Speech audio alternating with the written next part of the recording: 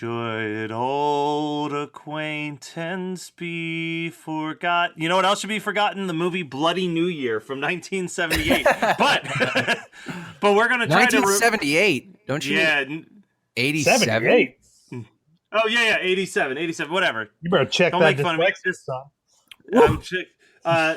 So I barely remember this movie, but I know that Scott kind of enjoyed it, and that Brian is like secretly the head of the Bloody New Year fan club. So we're joined this week by Brian Berger, the man behind Jennifer Help Us, and past guest on the show. Brian, welcome back to Horror Movie Night. Thank you for joining us. Thank you. We sent you a list of movies that we were going to be discussing, and you immediately were like, I want to do Bloody New Year because I want to discuss how great the one song is, which I'm assuming is the opening theme, because I also have a note that says, amazing opening theme song, thank you, cry no more. Yeah, starts with the 50s intro, sold. That's what my first note is. Oh, yeah. I mean, this is basically the beginning of Prom Night 2, Hello, Mary Lou. I love movies that start in the 50s. I know. Well, you know, there's another one that you're forgetting, Invisible Maniac. True. So yeah, I'm actually more of a Cry No More fan than I am a Bloody New Year fan. I should say. And it's funny enough, they actually did a complete version of the song that sounds like a 50s doo-wop for the beginning of the movie, and then later on we actually hear the 80s version. I think Recipe for Romance, which is the theme to Bloody New Year, is actually one of the best not known 80s songs to ever exist. It has been on my playlist since I first discovered it when I rented this movie at a wee age. It is definitely the best thing about this movie is the song. So yeah. Oh yeah. I would argue the song and the VHS cover, which I still think is a really great VHS cover. Yes. Yep. The skeleton just rocking a party hat and a little whatever those things are called that you blow in and it goes. Party favor. There we go. I'm just impressed that I was able to make that noise without having a party favor. That was a pretty good impersonation. Yes. Thank you. So yeah, we have this 50s scene with Cry No More, and then it goes to this extended amusement park montage, which I have like 3 or 4 different notes on. Mostly that they're doing this big dark ride scene, but you can't see shit. Like it's a real dark ride. Yeah. Really lived up to its name. They could have just put a black screen in front of me for 6 minutes with people having fun in the background. And I should admit, I watched this via the VHS PS bootleg, and this was like one of the first things I ever purchased from VHS PS. So it was definitely back before they tried to like clean up the quality a little bit. So this was like watching a beat up VHS tape. Like it was tough to see things throughout most of the movie, but that dark ride scene in particular was impossible. That I really enjoy watching crappy versions of these obscure movies because it feels like you found a treasure. Right. You know, it's like, oh, there's not even a good version of it. It's like we watched the Brain and like the Video Dead, basically, and the Granny. Anything that was direct. Yeah, absolutely, the Granny, particularly the Granny, because there's boobs in that one. But yeah, so there's the dark ride scene, and then all of my other notes I wrote as if I was just gonna have total recall of the full movie because they're very specific, sarcastic comments about the scenes that happen in the movie without explaining what I'm referring to. So one of them says, no one appropriately is freaked out by any of this. I'm assuming that's when they're in the boats and they, like, are sinking? Like... No. Probably appropriately unnerved by the... this weird greaser gang that wants to murder them. That's it. Yeah. In broad daylight. Yeah, they're like so lax about it. See, I have a theory that the greaser gang came from the opening scene. Somehow they time traveled into, because they are not from the correct time period. Which kind of brings me to they're the sharks versus the Jets. the Jets or whatever. Yeah, and it's like they're just gonna like tap dance each other to death. It's the Sharks versus the Valley Girls right now. So there's I wrote down an actual line from this film.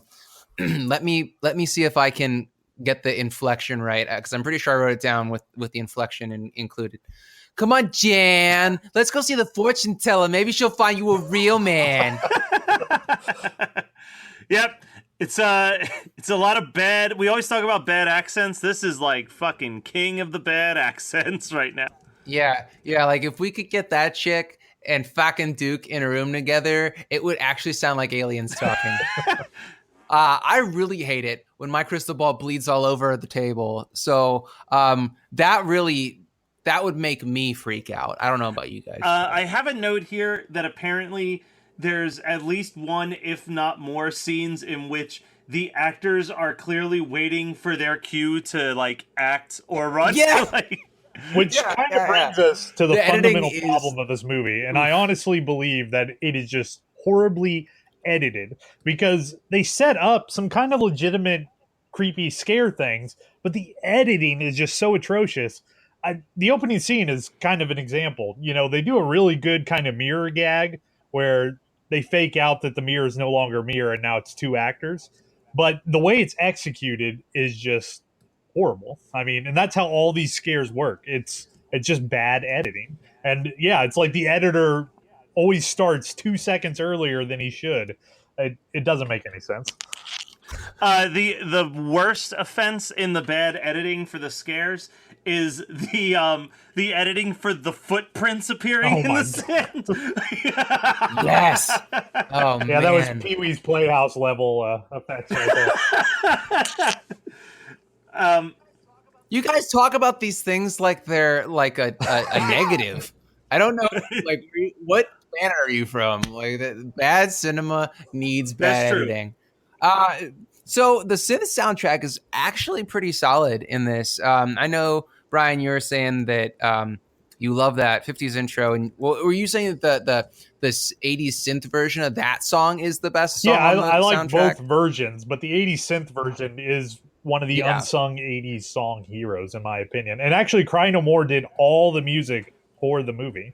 Yeah, I think I have a note about that. I wanted to point out the fact that they were called Cry No More, but I don't know where that happened. But anyway, I think it comes up on the screen. I think it straight up says music from Cry No More. Yep. Yeah. Okay. Yeah. I thought I had a note about it, but I did a little quick scan of my notes and I don't see that. But I don't know why. So I'm in the same boat as you, pun intended, Matt. I took a couple of these notes where I don't quite remember what was happening, but I have a note. They're all really antagonistic. Like, they're super mean. I have one that says, Janet, you need to fucking chill. I don't know what she was doing, but I was like really annoyed with her character. I think that's when they're in the boat.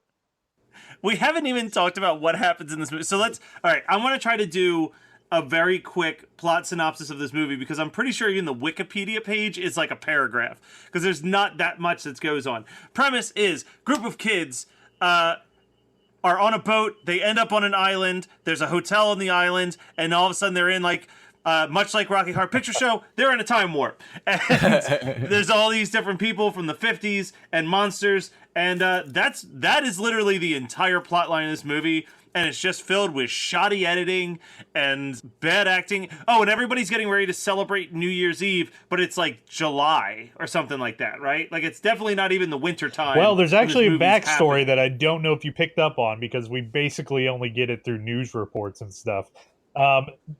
Yeah. Well, no, there's. I think that there's actually some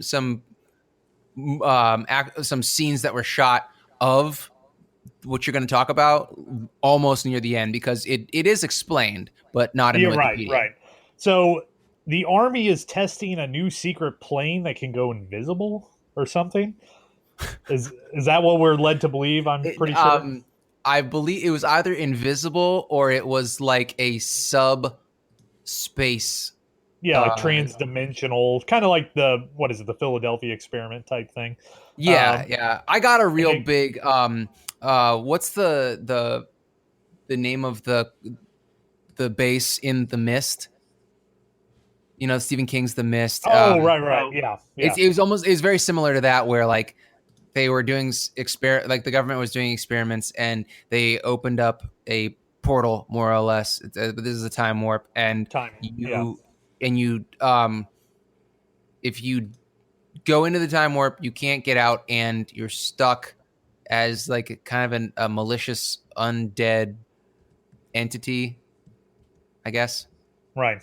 So it, yeah, and the plane crashed on the island, and that's what caused this island to basically become a Brigadoon, on repeat, broken record type island. So The concept is solid though. Like I really, if you strip this movie down to the bare bones, the idea is kind of cool. Like it's got a bit of a it's got the sci-fi, it's got kind of a Twilight Zone thing going. It's got Oh, there's a good movie hidden in this. It's just a poorly executed version of that good movie. well, I would say that there is no good movie hidden in this. It's a good It's a good fun plot. movie.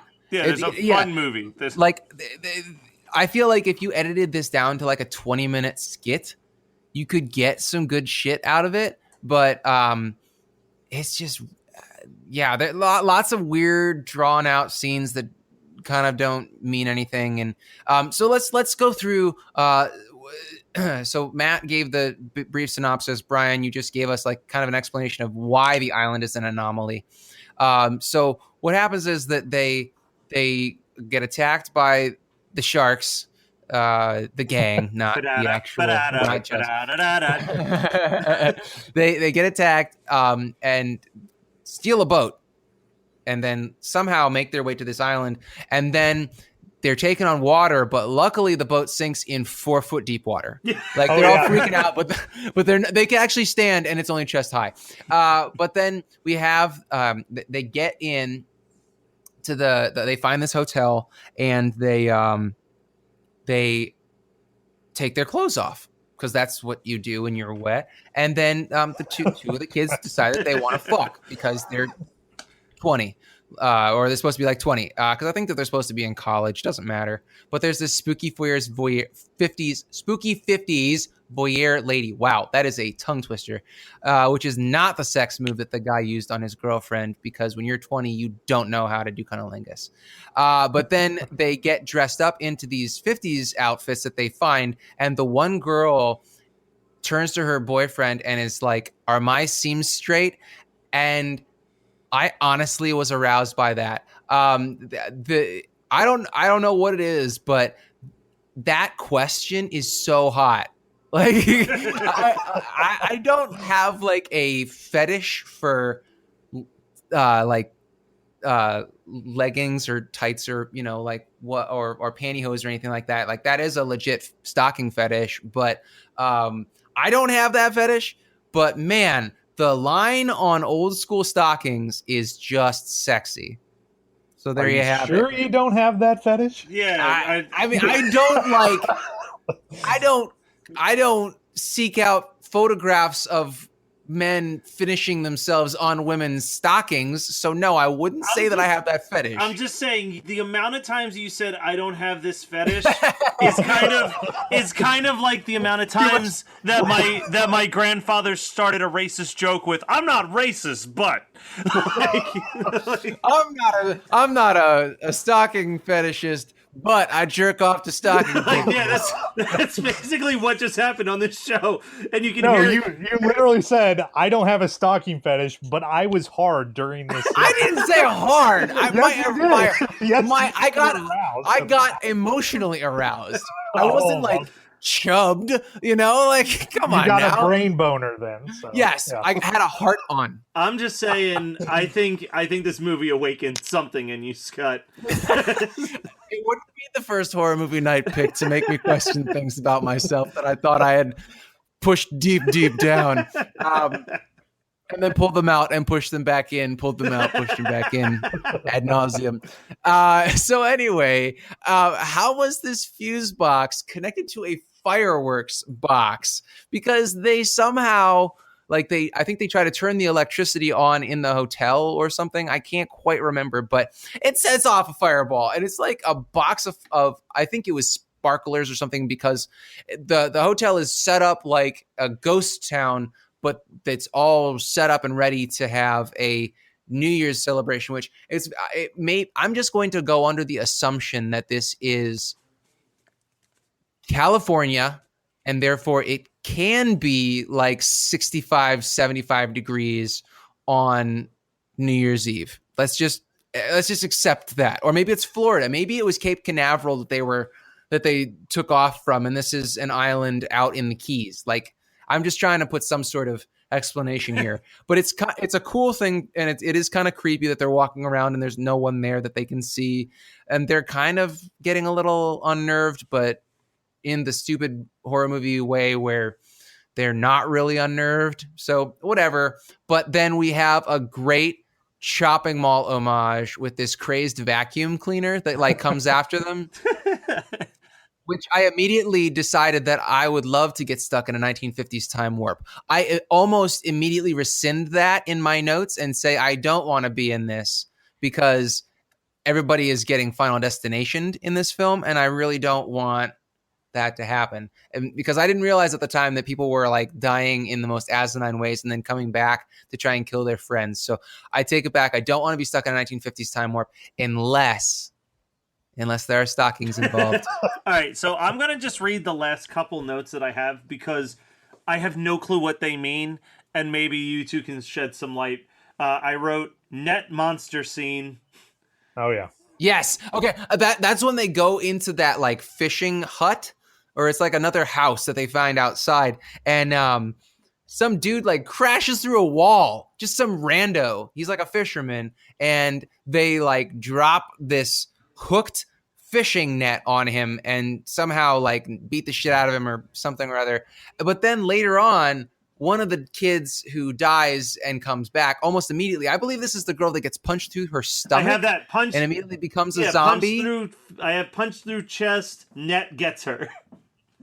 Yeah, so two people got that fishing net and hooks all over, like the fishing net, and it is kind of a cool scene because, you know, it's one thing, you know, in Halloween 5 when they're trying to catch Michael Myers at the end and they like throw a big chain link net over him. That always seemed like such a stupid idea. And then like, are you really going to stop the shape with that? No.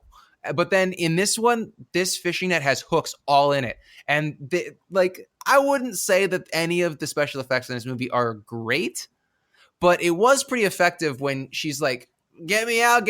And like, it shows like the hooks tearing into her hands and stuff. It was pretty gruesome. All right, the next note that I have written down here is the snowstorm door.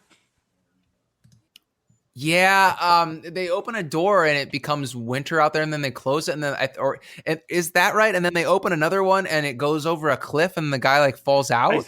Okay, yeah, that sounds about right. And then the other two notes that I have are hands out of the wall and that body exploding. Okay, so I have hand trauma to go with head trauma, both hands.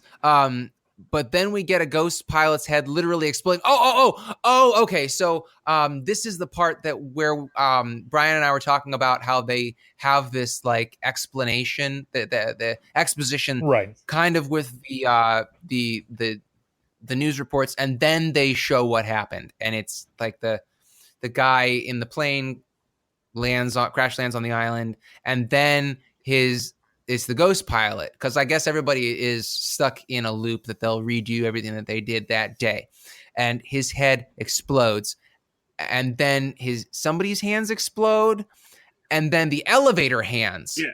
Oh, because that's the girl who gets pulled into the elevator. But then like, so she's gone, right? And that was kind of a cool effect. It was like real cheap looking, but I enjoyed it. And then we get all the money on the special effects must have been used on this kitchen poltergeist scene. I hate kitchen poltergeist scenes. They're so dumb. Like, and it's a trope. It happens way too much in movies, and it's so expensive, and you're wasting like all these cheap pieces of like kitchenware and plates and shit. And like, maybe I have a running theory that I don't think I've ever mentioned on the show, but I think that the stagehand union, there's this shadowy union of stagehands that when they negotiate to work on a film, they're like, you have to have X amount of scenes for us to clean up after, so we have something to do. And that's why we get so many kitchen poltergeist scenes. Story checks out in my mind. Yeah. So we're at this, after the kitchen poltergeist, I have a note that's a quote from Carol. I can't take much more of this. And I was like, and neither can anyone watching.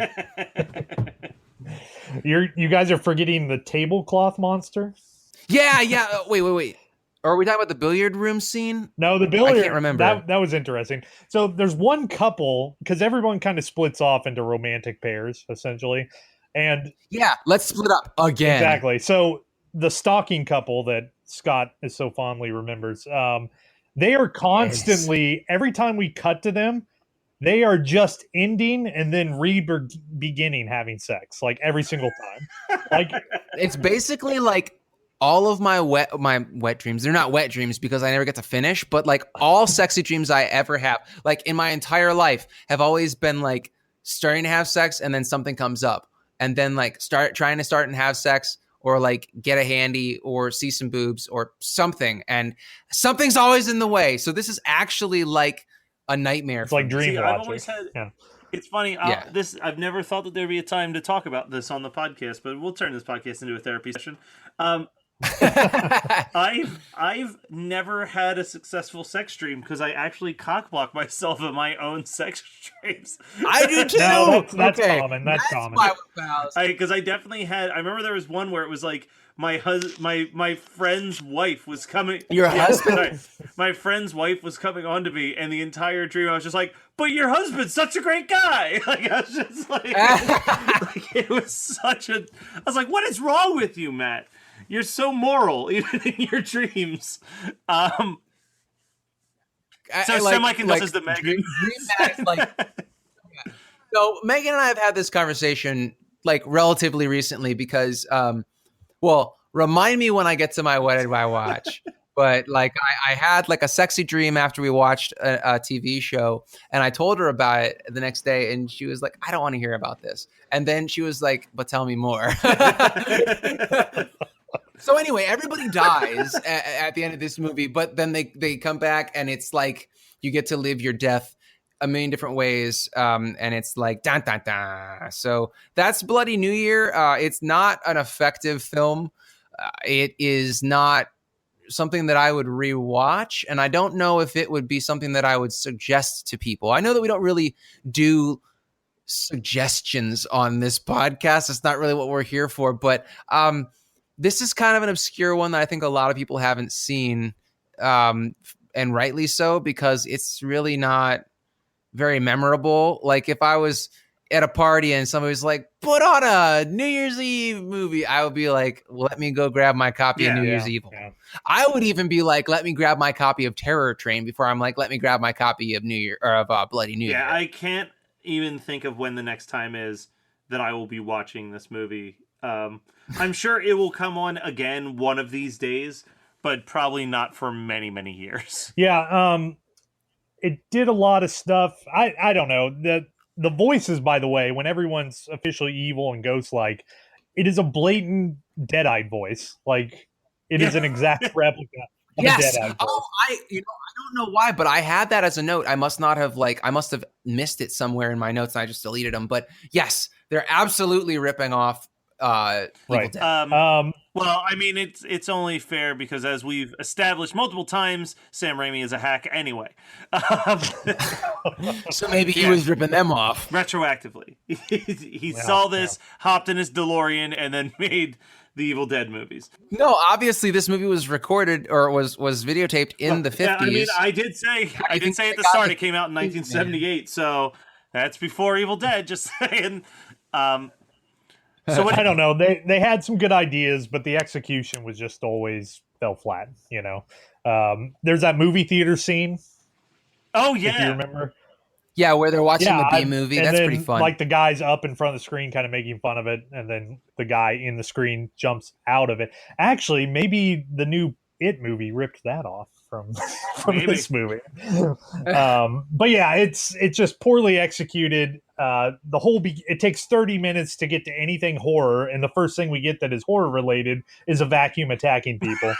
And yeah, it's just a poorly executed movie that has a fantastic theme song. Hey, what's up, Horror Movie Night listeners? We are Scott and Liam versus Evil, all the way from sunny Scotland. Every 2 weeks, we bring you 2 loosely linked horror films and more conspiracies than you can shake your anal probe at. So find us online, search for Scott and Liam versus Evil. We're fun, we're gloriously not safe for work, and we say fuck a lot. All right. What did you guys watch this week? Well, since I already alluded to it, let me tell you about my All right. sexy dream. Hold on, let me take my pants Pants are off. I'm ready to go. Pants off, stockings on. Oh boy. Prepare Are yourself. my seams straight, Scott? It's not, honestly, it's not the same if it's a dude saying it. It's better. I mean, oh boy. All right. So, have you guys watched Frontier? Jason Momoa's in it. No. Nope. It's a Netflix. I think it's a Netflix series, but it was, I believe, paid for by the Discovery Channel. It's a historical drama about the Hudson Bay Fur Company in the I want to say it's the late 1700s. I can't quite remember what the date of it is, but it's Jason Momoa is a half Native American, half white guy who is kind of like an outlaw and is fighting against the Hudson Bay Company, who kind of have a monopoly on the fur trade in French Canada, like near Montreal, and it's got a bunch of very attractive women doing various things. Like one's a tavern owner, one's like kind of a prostitute, and then there's like a woman who runs a fur company, and then there's some Irish dudes with great accents and gore, and it's a pretty brutal show, but it's very entertaining. Season 1 came out last winter, and Megan and I binged it in like 2 days. Like, we don't binge watch very often, but we killed it in one weekend because we were like, this is great, let's just watch it. And so season 2 came out maybe a couple weeks ago, and we've been slowly working our way through it just due to life. And the female tavern owner is a beautiful redhead. And so we watched an episode of the movie of Frontier season 2. And then I had a sexy dream where I was trying to coordinate a threesome between my wife and the redheaded bar owner from Frontier. It didn't work out. And Megan was like, I don't want to hear about this. But then she was like, so what happened? So I was like, yeah, I cock blocked myself in my dreams. She's like, oh, okay. So she doesn't even have to worry about me in my dreams, much less reality. So, get you a guy like me, I guess, ladies or dudes. Anyway, but I did want to talk about a holiday movie that I watched because I watched it after we recorded our Christmas episode. So, this is coming out a little bit afterwards, but I watched Better Watch Out. Oh, you had posted that on the page. Yeah. How was it? I won't ever watch it again. I think it was a well-made movie, and it's a really good script.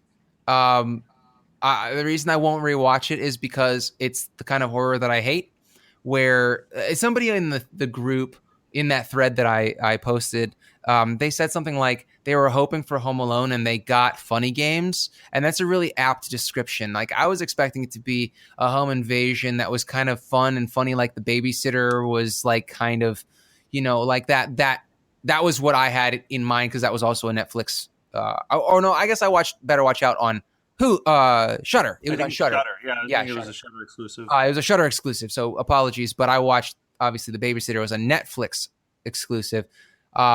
But that movie was very upbeat and light, and I was expecting more of the same from Better Watch Out, because I think they came out the same weekend, and I was very disappointed because it is a much darker film. There's torture and like physical and mental torture, and I don't like that kind of stuff. Like, if it's going to be a non-supernatural horror movie, I want it to be a slasher that doesn't like get off on tying someone to a chair and torturing the shit out of them. Like, I just don't. That doesn't do it for me. So I haven't seen like The Strangers, and I have not watched the second version of Funny Games, and all that shit. Anyway, So I was very disappointed that I watched it just due to the fact that the actors, like all the actors, did a great job. The bad guys did such a good job that I really hated them. So there's that. That's really my takeaway from it. But I would recommend it if you're looking for a Christmas horror movie. Watch it once, you know. All right, is there anything else that you have there, Scott? I'm going to save my. Well, actually, I'm just going to say this ties into next week's discussion. I watched the Last Jedi, the new Star Wars flick. This is coming out a couple weeks after it came out out in theaters, but Megan and I saw it Thursday night, so we saw like the third showing of it because she was about to leave for a work trip, and I knew that we would both get it spoiled for us if we waited until she got back. So we went and saw it, and we liked it, didn't love it. We're both big Star Wars fans, and she was really, like, she was in tears after The Force Awakens because she always wanted a female protagonist in the original trilogy because she watched them growing up and imagined herself as Luke Skywalker. So when Rey came along, it was like a huge deal. And she felt like they didn't do a great job of expanding Rey's character. So that was her big problem with it. And my problem with it is that I don't think that, and this might be a controversial opinion, and I want you guys to weigh in on this, and then I'll be done talking. All right, well, keep in mind that I'm probably not going to, by the time this episode drops, I will have seen it, but I have not seen it yet. I'm not asking you your opinion on The Last Jedi because we're not talking about it here. We're not going to spoil it, etc. This is my controversial opinion about Star Wars. I think that Rogue One is the only perfect Star Wars movie. I love Rogue One. I think Rogue One was better than Force Awakens. I think that Rogue One is even better than Empire Strikes Back. And Empire Strikes Back isn't my favorite. Return of the Jedi is my favorite. It goes Return of the Jedi and then Rogue One, because I think Rogue One actually is Star Wars. Yeah, it's like an actual war movie. Yes, it feels like a fucking Vietnam movie set in the Lucas Star Wars universe. And it doesn't have like merchandise, like there's no kid-friendly character.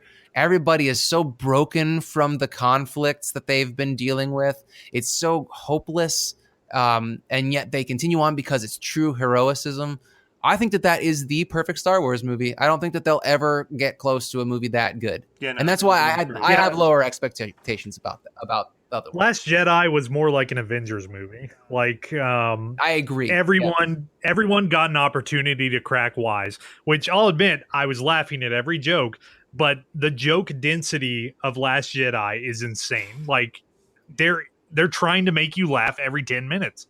It doesn't make sense. I don't even think the one previously, Force Awakens, did that. Like, I think that, well, okay, so here's my take on that, and I think that you're right, is that they tried really hard to shoehorn a lot of jokes into Last Jedi, and to its detriment, in my personal opinion. But in The Force Awakens, there are a lot of funny scenes, like when Finn keeps trying to pull Rey by the hand, and she's like, "Let go." It's stuff like that that's more situational instead of a punchline. Right, yeah. And I think that's what worked for the original trilogy, was Han Solo being kind of a smarmy asshole, and Leia not taking his shit, or Yoda being kind of like an irreverent priest, stuff like that. It's situational and not punchline. Punchline shit is from episodes 1, 2, and 3, which was very much geared towards children. Yeah, no, that's the issue. All right, Brian, you got anything? Yeah, I've got a couple things. So I'm continuing my quest to watch all movies that start with Night of the.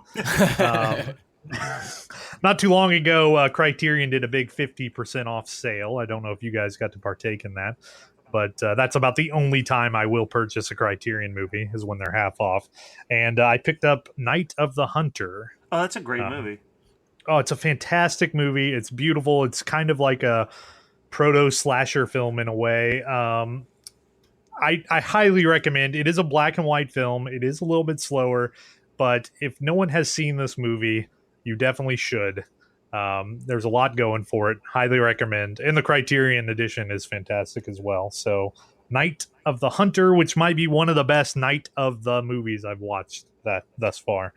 And so then, how many are you in? How many Night of the movies are you in?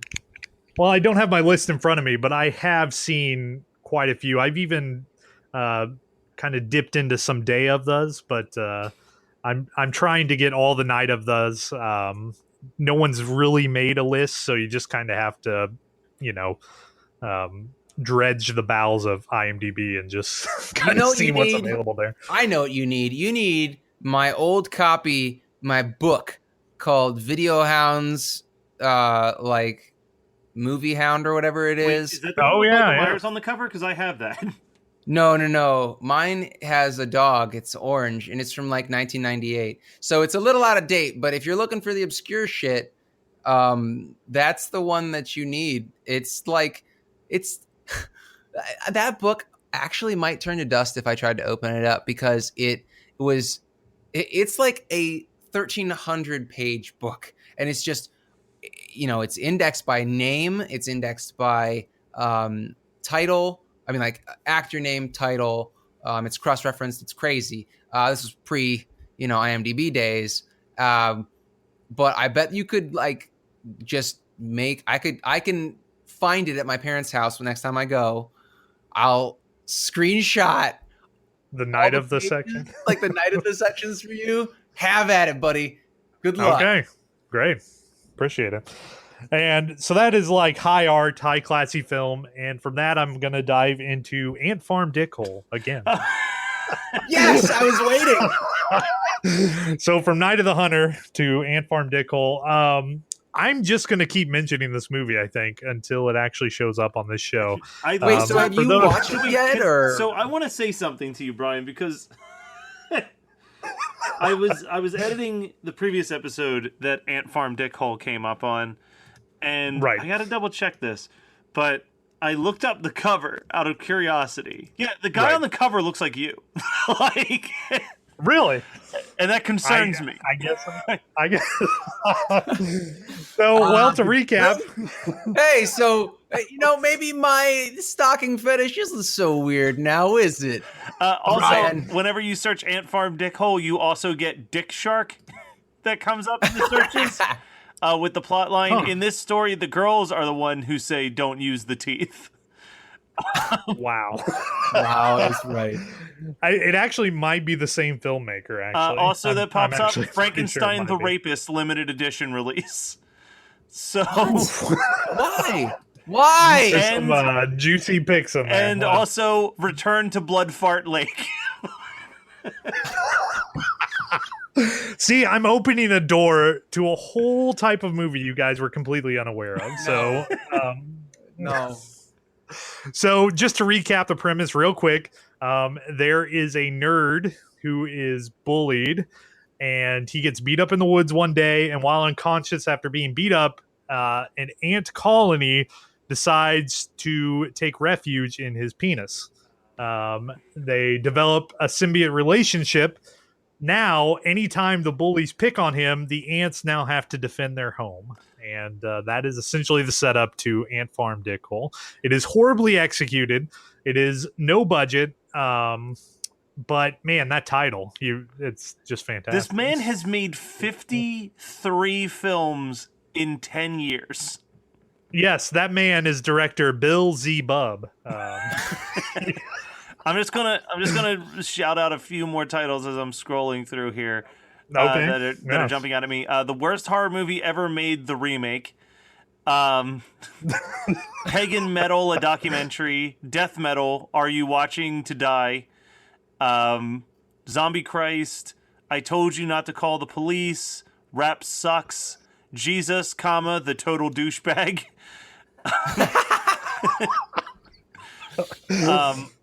Holocaust Cannibal. Nightmare on Elmo Street. Santa Claus Serial Rapist, Santa Claus A Horror Story, and his newest film coming out next year, Exploitation. It looks like Odorous from Gwar is the star of Jesus the Total Douchebag. That might be the director. He's in every film too. So, yeah. Wait, are they related? Are they connected with Guar? Oh, I don't know. I'm just saying the guy playing the main character might be the director. Oh no, so. I mean like if you look at the cover is Odorous from Guar is the main. Oh, it's literally him. Really? Yeah. Like, he's the star of the movie. He plays Satan, and the director plays Jesus. But geez, dear God. All right, so I'll keep mine short. Well, short-ish. So I saw this one's not tied to anything related to horror movie night in any way, shape, or form. But the local theater near my work does retro screenings. So I saw the movie White Christmas for the first time, starring Bing Crosby and Danny Kaye. And if you're into like whimsical musicals from the 50s, it's worth checking out. Additionally, I saw The Disaster Artist, and I think I'm one of the only people who just kind of was underwhelmed by it. It kind of just felt like an extended SNL skit for me. Didn't really do anything for me. Yeah. Did you see it as well, Scott? No, but I understand the concept of almost like diminishing returns. Yeah, and as I've said before, I've never seen The Room at the time of this recording. By the time this episode drops, I will have seen The Room. I'm actually probably going to watch it tonight. But then the biggest thing, Scott and I both watched for a commentary track, Jaws the Revenge, which is secretly the greatest shark Christmas movie that's ever been made. Sorry, Avalanche Shark. It's terrible. It's dumb. It's all of those things, but yet I still love it. I still love it in some stupid way. I love the entire Jaws franchise, and my opinions of Jaws Revenge are no different than my opinions of Jaws 2 and 3. They're just dumb fun. That's all I've got to say. I'm not sure if Scott has anything else to throw in about Jaws Revenge, except for that it's terrible. It is bad, but I did enjoy our conversation. Which only one person gets to hear. But you can get a specialty conversation over a movie if you donate to the Patreon account at patreon.com/horrormovienight. Do they get to pick their movie? Yeah, they tell us they send us a list of 5 movies, and we pick. I pick the 2 that I think are ones that we can actually get through and discuss. All right. Well, that was Bloody New Year from 1987. Don't believe the lies that say it's from 1978. And we have survived, I guess. This is it for 2017. We're going to be dropping the final of the 3 bonus live episodes on New Year's Eve. So stay tuned for that and listen to Scott and I ruin some people's childhoods. But we'll be back in 2018 with The Guyver. That's the movie that ended up winning your votes. So I don't mind saying what we're watching next week. Get ready for The Guyver. Brian, will you join us for The Guyver? Oh, yes, I will. All right. And just so we don't forget, it's very important to remember that Brian directed the incredible movie shot on a cell phone called Jennifer Help Us. So please, if you get a chance, go and check out that movie. It is a truly wonderful, delightful throwback slasher film. And it's always a pleasure to have Brian on the show. Thank you so much, Brian. We will be back in 2018 with The Guyver.